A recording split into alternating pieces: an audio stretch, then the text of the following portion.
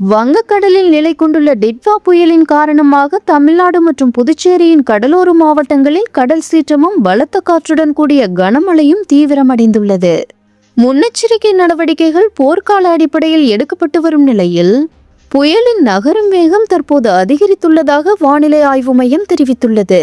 டிட்வா புயலின் தாக்கத்தினால் ராமேஸ்வரம் மற்றும் காரைக்கால் போன்ற கடலோர பகுதிகளில் கடல் சீற்றம் கடுமையாக உள்ளது. இதன் எதிரொலியாக தமிழகத்தில் உள்ள 9 துறைமுகங்களில் புயல் எச்சரிக்கை கூண்டுகள் ஏற்றப்பட்டு அபாய நிலை குறித்து மீனவர்களுக்கு அறிவிக்கப்பட்டுள்ளது.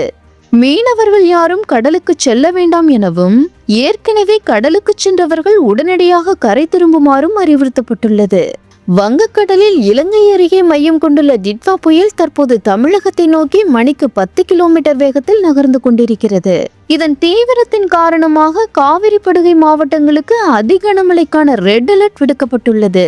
மேலும் ராமநாதபுரம், சிவகங்கை உள்ளிட்ட 5 மாவட்டங்களில் மிக கனமழை பெய்யும் எனவும் இந்திய வானிலை ஆய்வு மையம் கணித்துள்ளது.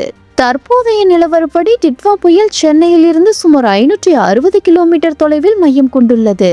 வானிலை ஆய்வு மையத்தின் கணிப்பின்படி இந்த புயல் வரும் நவம்பர் 30ஆம் தேதி அதிகாலை வட தமிழ்நாடு மற்றும் தெற்கு ஆந்திராவின் இடைப்பட்ட பகுதியில் கரையை கடக்கும் என எதிர்பார்க்கப்படுகிறது.